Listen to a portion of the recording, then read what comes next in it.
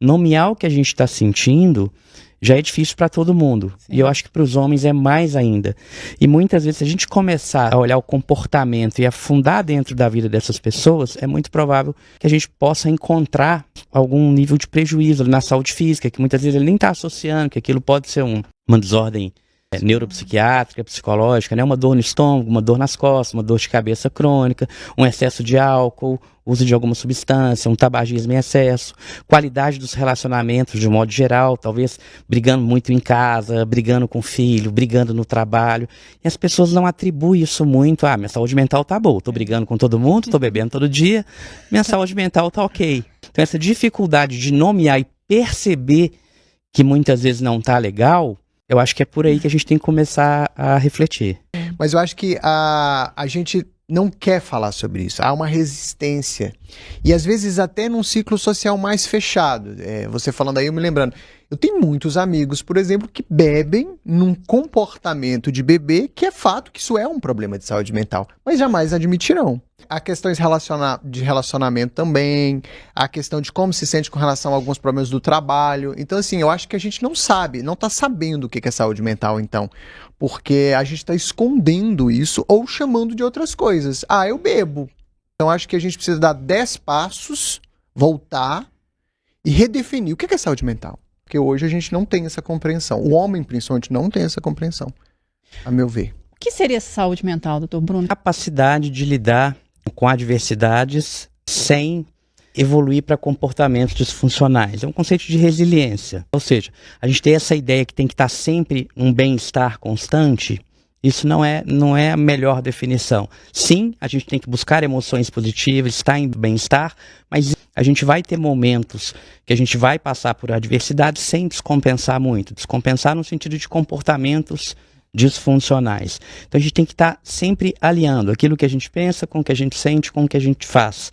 Quando isso não está muito bem alinhado, normalmente a gente começa a fazer coisas que vão contrário aos nossos objetivos de médio, longo prazo, e isso muitas vezes vai se manifestar no corpo também. A melhor palavra que define saúde mental é a resiliência. Quanto maior a nossa capacidade de passar por adversidade sem piorar ela, já é um bom começo. Porque muitas vezes quando a gente passa por alguma dificuldade, a gente acaba piorando ela. E muitas vezes as pessoas estão com comportamentos altamente disfuncionais, tendo uma série de prejuízos e não conseguem enxergar isso. Uma boa medida para a gente avaliar a nossa inteligência emocional é a gente olhar para os nossos relacionamentos. De um modo geral, pessoas que se relacionam bem são pessoas que têm uma tendência a ter uma maior inteligência emocional. Pessoas que relacionam mal, isso é um sinal de baixa inteligência emocional. Sabe aquela pessoa que todo mundo quer estar perto? Uhum. Provavelmente essa pessoa tem uma inteligência emocional lá em cima. Sabe aquele professor da faculdade, da escola, que todo mundo gosta, que todo mundo quer estar do lado? Nossa, ele é legal. Por que ele é legal? Ele é simpático, ele é isso. Essa pessoa tem uma inteligência emocional. Sabe aquela pessoa que é um PhD, sabe tudo, mas que ninguém quer estar por perto? Essa pessoa tem uma inteligência emocional lá embaixo. Então, a qualidade dos relacionamentos, ela te dá um bom indicativo de como que está a sua saúde mental também. Gente feliz não enche o saco. É o típico. Mas sabe uma coisa? Na maioria das vezes, homens não se abrem para cuidar de si próprios. Principalmente nesse sentido relacionado às emoções, relacionado a essas questões, sabe? E aí eu fico pensando, doutor Bruno, como que a gente chega? Um ponto importante é isso que a gente está fazendo aqui, é começar a conscientizar, que já tem melhorado um pouco, mas está a passos lentos ainda, mas está melhor do que antes. Mas, assim, de fato, isso não só para a saúde mental, o homem de um modo geral, até para outras questões. Mas se a gente pega alguns transtornos, por exemplo, o transtorno de ansiedade generalizada, normalmente ele se manifesta ali por volta da terceira década de vida, por volta de 30 anos.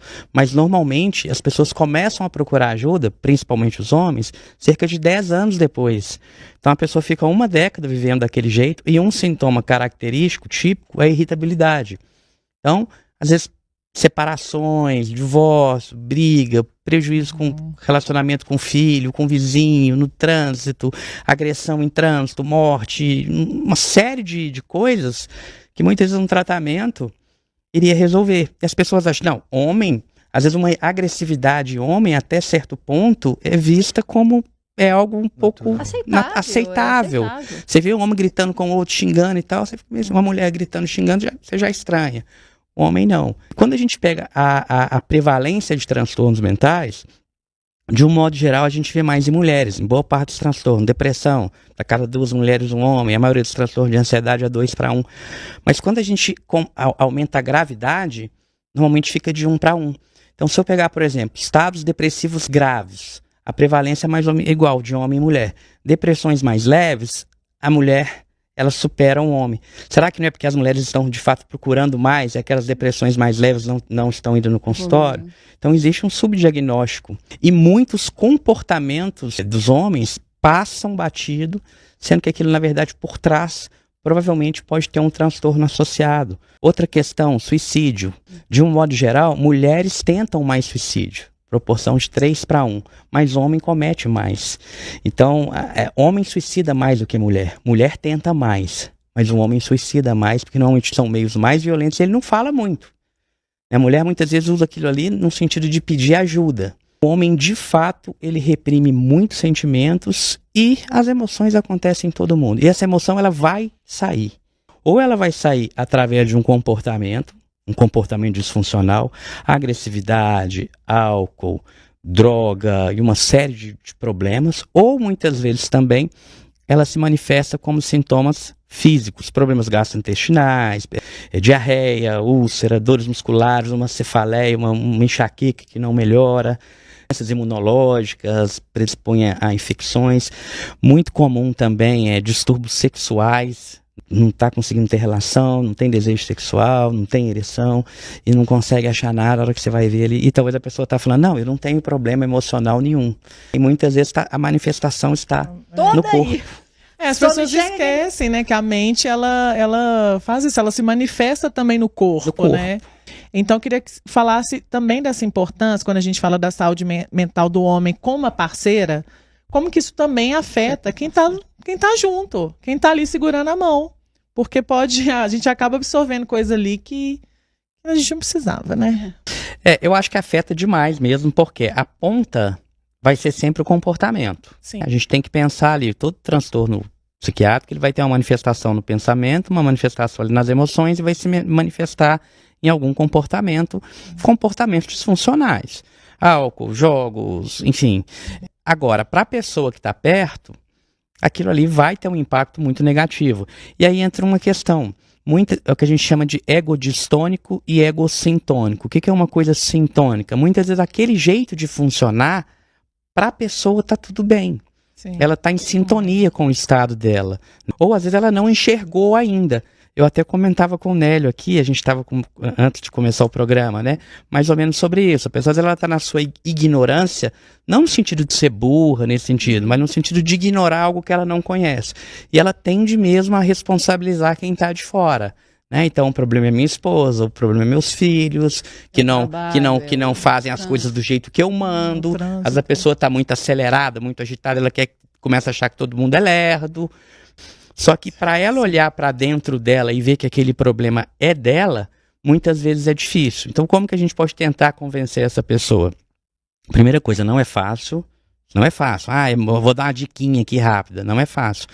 Mas essa pessoa, de alguma forma, ela tem que começar a enxergar que o jeito que ela está funcionando está afastando as pessoas. Olha, se uma pessoa não gosta de mim, 2 pessoas não gostam de mim, beleza, mas todo mundo comentando aqui que eu tô diferente, que eu não tô legal, talvez o problema pode ser comigo, né? Então, assim, mostrar para essa pessoa que aquilo tá gerando um prejuízo na vida dela e que esse problema tá partindo dela e não do mundo inteiro.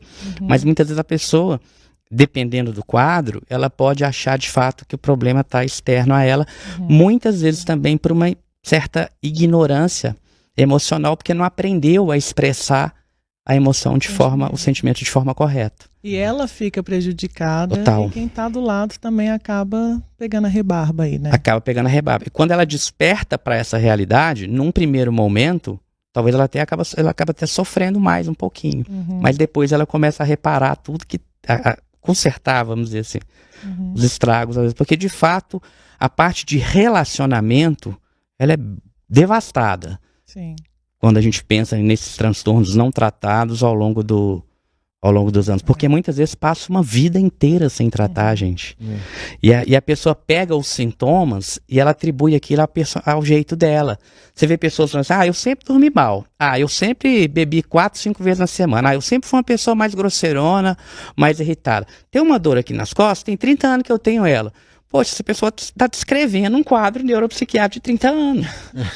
E ela acha normal. E aí quando trata, ela fala, meu Deus, por que eu não fiz isso antes? E faz tanto sentido quando a gente fala sobre relacionamento, porque a gente já até trouxe aqui o Não Interessa várias vezes, como que, enfim, alto número de divórcios, família cada vez mais se rompendo e tudo mais, é proporcional, sendo que a saúde mental é o grande problema de saúde em geral hoje em dia, né? Faz sentido essas decisões, isso que você falou, às vezes a pessoa está ali atordoada, em sofrimento mental, e acaba tomando atitudes ali dentro do relacionamento que nem necessariamente é o que ela queria naquele momento, mas que ela está passando uma enfermidade ali dentro da cabecinha, né? Sim, porque dificulta a tomada de decisão, a parte de raciocínio, a forma como você interpreta uma realidade, as coisas, ela está distorcida, aumenta a impulsividade. É o que eu falei, o comportamento, ele vai ser a ponta disso tudo. A pessoa vende um imóvel, pede um divórcio, depois arrepende. E a outra pessoa que está lá do outro lado, eu tô pedindo um divórcio, depois, agora não quero mais não. Pô, mas é a outra pessoa que tá lá. Ela fica também... você perde até um pouco ali a confiança. Afetada todo, com isso. Luto, por exemplo, que eu acho que é uma coisa difícil, assim, tipo, um amigo perdeu um familiar que né, o pai, que era tudo pra ele. Poxa, sabe, assim, então acho que a gente precisa, volto a dizer, eu falei isso, 10 passos atrás, entender que é assim como a gente precisa ir ao médico, né, por uma questão física latente ali, né, um problema de coluna, a gente precisa o médico para ajudar a lidar com um trauma que a gente não resolveu, porque eu acho que quando a gente joga tudo na gaveta, achando que tá resolvido, você consegue força para sair de casa e trabalhar, sim, voltar à noite, dormir, trabalhar, ou às vezes nem dormir, mas essa conta chega uma hora. E aí em off você falava uma coisa que me marcou hoje. Eu falava assim, poxa, mas às vezes ser uma pessoa ignorante a respeito do autoconhecimento sobre nós é um álibi, é vantagem. O Bruno falou exatamente isso, assim, é libertador se conhecer e se cuidar. Quando a gente chega nesse lugar, a gente fica pensando por que a gente não chegou antes. Isso me marcou. Então acho que, por mais que seja duro esse encontro com a gente mesmo, ele é mais do que inevitável, mas ele é necessário, né, Bruno? Ele é necessário. E ele é doloroso, ele dói no início. E a gente tem uma tendência, isso é do ser humano, a gente tem uma tendência, a gente tem um radar muito apurado para perceber defeito nos outros, para perceber problemas no outro. E na gente não. Então a gente tem, é natural a gente culpar o outro e a gente não. Quando a gente começa a treinar essa habilidade de perceber que a gente também, isso pode ser eu, o problema está comigo, não é o outro, não é o mundo que está errado, pode ser eu. Isso gera um certo desconforto. Você fala, nossa, eu não sou tão bom assim, nossa, eu achei que eu era um pouco melhor do que eu de fato eu sou. Olhar para a nossa parte ruim, para a nossa parte negativa e buscar melhorar isso é libertador. Independentemente de ter um transtorno ou não. A gente está falando aqui de autoconhecimento. Se tem um transtorno, então, aí que a gente tem que tratar de fato, porque a gente vai ter uma qualidade de vida muito melhor. E volto a falar, a parte de relacionamento, ela se muda completamente, porque para a gente caracterizar um transtorno mental, a gente sempre fala assim, olha, tem que ter um grau de prejuízo. Um prejuízo no trabalho, um prejuízo social, um prejuízo familiar. E de um modo geral, a área que é mais afetada são os relacionamentos. E engraçado você dizer isso, porque talvez, busquem na relação de vocês e dos amigos, existe, eu acho, uma fase da vida que algumas pessoas tendem a se reclusar mais. Acho que o número de amigos fica menor ali, e talvez até seja também uma forma de você se esconder, porque uma vez que eu convivo com menos pessoas, eu tenho mais oportunidade de me proteger, porque não é uma forma também de, talvez, de se esconder um pouco mais, porque você falou uma coisa interessante, que a forma como eu me relaciono com o outro é um termômetro.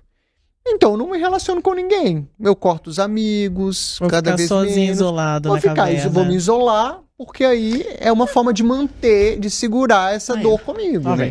A gente tem que pensar, se o nosso comportamento ele está alinhado com aquilo que a gente quer. Se aquilo que a gente faz... Se a gente pegar, por exemplo, um vício, uma pessoa que está bebendo muito, uma pessoa que está na pornografia, uma pessoa que está jogando muito. De um modo geral, é um comportamento que se repete na presença de consequências negativas.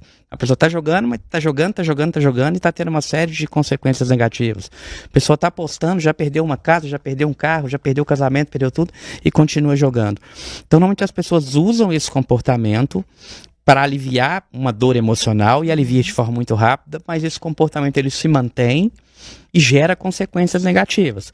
Agora, se a pessoa está usando, por exemplo, uma atividade física diariamente para aliviar uma tensão emocional, é uma fuga? É uma fuga, mas a gente pode pensar nisso até como parte de um tratamento. Sim, porque então, fazer exercício físico é saúde. Exato, também, a gente né, não vai doutor? chamar isso de fuga. Não tá perdendo, né? Não tá perdendo. nada. Então, sei lá, tomar um medicamento é uma fuga? É uma fuga, mas é um tratamento. Ela está tratando. Então a gente tem que diferenciar isso. Todo comportamento, querendo ou não, ele vai ter uma função. Talvez a função daquele determinado comportamento é, de fato, ajudar no processo de tratamento. Mas a gente tem que avaliar qual que é o comportamento e se aquilo está sendo positivo ou negativo. É o preconceito de achar terapia é coisa de mulher. Fazer exame de toque na próstata, nossa, isso é coisa de viado. Tudo que expõe demais o homem acaba fazendo... São as maiores doenças, eu acho, assim, acometidas por ele. E é por conta muito disso de preconceito, né? Faz sentido? O homem, ele lida mal, pior também com o desconforto de um modo geral. Né? A gente está falando aqui de dores emocionais, mas a própria dor física também. Tem o preconceito, claro que tem, né? No caso aí do Novembro Azul, do toque e tal. Mas tem também, né? Acho que nossa, vai doer demais. Essa parte do desconforto físico, eu acho que o homem ele não consegue lidar tão bem quanto a mulher. Não é que tão bem, mas eu acho que a mulher ela lida melhor com a dor, tanto com a dor emocional quanto com a dor física do que o homem. Eu queria só fazer uma observação. Você, mãe de menino, e você, pai de menino também, às vezes o quanto a gente pode ter uma atenção para como a gente também está desenvolvendo esses meninos, que serão os homens de amanhã. Porque acho que se a gente chegou aqui como a gente tá hoje, é muito de reprodução de padrão, né? Porque o meu avô era assim, o meu pai era assim, e tá sendo muito difícil eu quebrar isso. E acho que isso é uma realidade da sociedade. Então, assim, como lidar com essa abordagem aos novos homens que virão, para que eles também possam ser homens que tenham essas questões, não sei se resolvidas, mas pelo menos que lidem melhor com elas, né? Por exemplo, Fabiane. A grande questão, assim, como abrir, eu acho que deixar claro a sua vulnerabilidade. Todos nós temos, mas deixar claro que ele vai ter, mas ele saber lidar em diferentes ambientes, porque eu acho que esse é o desafio, porque você pode estar muito bem trabalhado isso dentro de casa e você ter uma geração que tenta, pelo menos, respeitar essa fragilidade, essa vulnerabilidade, mas não é isso que ele vai encontrar em outros espaços. Então a tendência é ele retrair. Como fazer para aquilo ali? E eu vejo pessoas assim trazendo coisas assim de 30 anos, mal curadas, mal resolvidas. Mas é isso. Em algum momento alguém fez alguma coisa que bloqueou e ela não conseguiu colocar para fora mais. Ou coloca sem saber como lidar hoje mais. É o que a gente chama de rotulação emocional. Quando a gente rotula, quando a gente começa a nomear e entender o que está acontecendo com a gente, isso já ajuda demais. A gente está falando de homem aqui como se as mulheres fossem assim, as expert em rotular a emoção, sendo que também não são. Os homens são muito piores, mas assim, não quer dizer que as mulheres dominam esse campo emocional. Eu acho que a gente põe para fora, talvez tenha dificuldade, mas às vezes a gente chora, grita. Sim, mas quando a gente consegue de fato entender o que a gente está sentindo, entender o que essa emoção está comunicando pra gente e ter a liberdade de seguir ela ou não, a emoção é algo involuntário. Eu acho que é aí que muitas vezes os pais erram. Emoção é involuntário. Se você está com raiva, você vai ficar com raiva. Se você está triste, você vai ficar triste. Se você está com medo, você vai ficar com medo. Pode pedir, pode falar para não ter medo. Ela está ali, a emoção está ali. Ela, inclusive, ela é física. O medo ele se manifesta no corpo. O coração acelera, a respiração aumenta, a tensão muscular. Seu pai, você não pode ter medo. O medo está ali, pedindo ou não pedindo, ele está ali. Agora, se a pessoa entende, eu estou sentindo medo, Então, eu tenho uma resposta no meu corpo de medo. O medo, ele vem associado a uma série de pensamentos. Eu vou morrer, vai dar errado, eu vou ficar longe da minha mãe, nunca vou ser ninguém na vida. Então, existe uma relação entre o que eu estou sentindo, que é medo, o que eu estou pensando e o que eu quero fazer. E é a situação que desencadeou tudo isso. Quando eu começo a entender essa arquitetura, eu falo, olha, eu estou sentindo medo de escuro, mas está falando que o escuro é perigoso. Não, mas eu vou lá. Mas normalmente os pais falam, não é isso. Ó, filho, o que você está sentindo aí é medo, né? Seu coração está acelerando, você está com frio na barriga. Mas vamos lá no escuro mesmo assim. Pode sentir o medo, não tem problema sentir o medo. Mas eu acho que você não deveria evitar de ir no escuro. Ou seja, quando a regulação emocional, ela é muito mais focada no comportamento e nos pensamentos. Porque a emoção, ela é involuntária. Só que o pai, de um modo geral, até a gente no dia a dia, ô filha, não fica triste não. Ô filho, não sente medo não. Sendo que deveria ser assim, olha, fica triste sim, mas vamos dar uma volta na pracinha, mesmo triste comigo? Olha, eu tô focando no comportamento. Fica com medo do escuro mesmo, até porque se eu pedir pra você ficar ou não, o medo vai estar aí. Mas vamos ali no escuro comigo? Entende? É entender que a emoção ela é involuntária, mas que você não é obrigado a seguir o que a emoção está te pedindo. Porque, em última análise, a emoção é um sistema de linguagem. Uma linguagem não verbal. A emoção sempre ela vai te mandar fazer algo. Normalmente é algo no sentido ou de aproximar ou de afastar. Então, se você está com medo, você afasta. Se você está com raiva, você quer afastar tanto que você quer até destruir. Né? Se você está alegre, você quer aproximar. Sempre a emoção está te mandando fazer alguma coisa. E você vai sentir que é você queira ou não.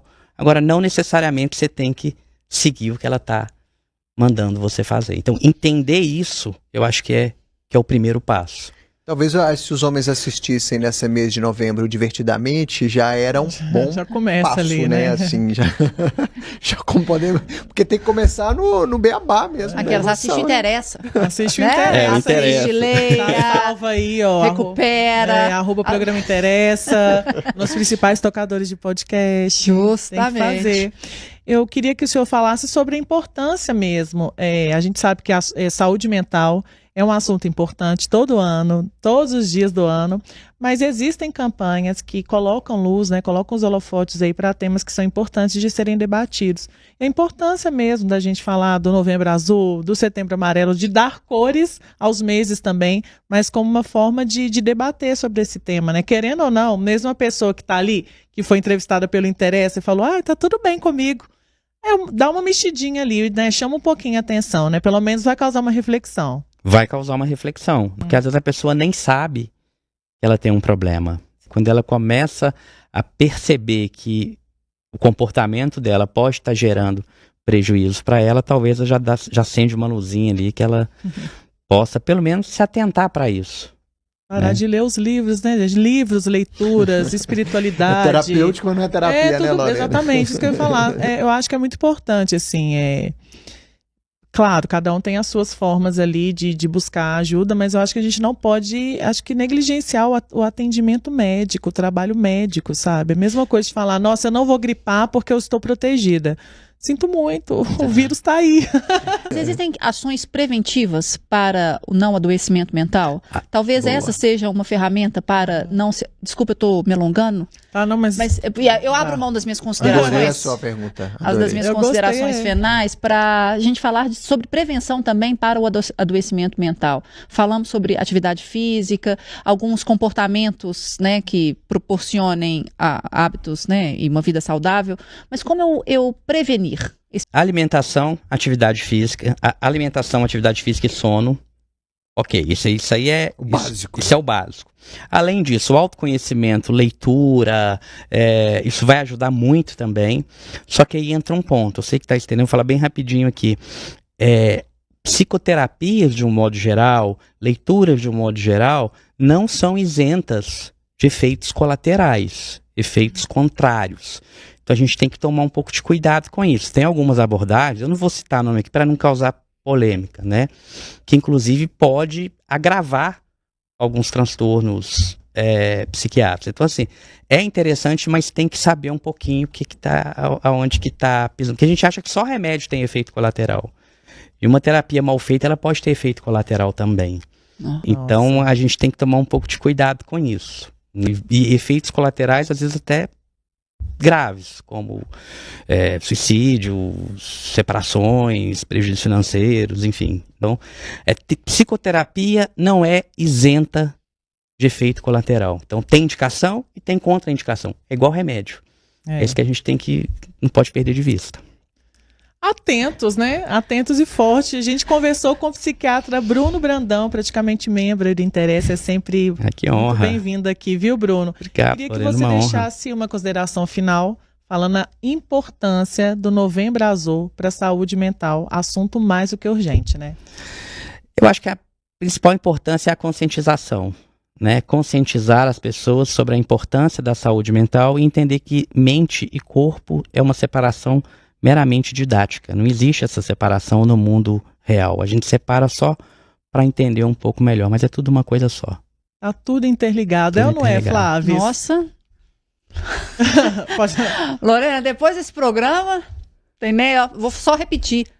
Peguem esse programa e coloque lá, ó, salva. Não tem um jeito de você colocar na barrinha, assim, que você salva? Salvar para assistir sempre. Que você coloca lá, save, fixa, entendeu? Que além da leitura, você pode colocar lá, você tá com dúvida, volta no programa Interessa e assiste todo de novo. É isso, boa. Programa muito bom, muito didático. E o outro aqui, ho. Eu quero só deixar uma provocação, assim. Isso é hora? Mexa, só isso. Mexa. Só deixar se provoque, mexa, se permita, peça ajuda. É isso. Ninguém é invencível. É isso mesmo, gente. Eu falando aqui de um ponto de vista pessoal, né? Meu pai morreu muito novo. Eu nunca vi meu pai chorando. Nem pro bem, nem pro mal. Então, assim, acho que reprimir a emoção não tá com nada. A verdade é essa. Bom, gente, Interessa Podcast chega ao fim. Você confere esse episódio também no nosso Spotify, no YouTube de O Tempo e na FM O Tempo 91.7. Salva lá esse programa, como diz a Flávia, tá? Segue o programa Interessa também no Instagram, que é @programa Interessa. Eu fui, mas eu volto. Tchau. Tchau. Tchau. Na FM O Tempo,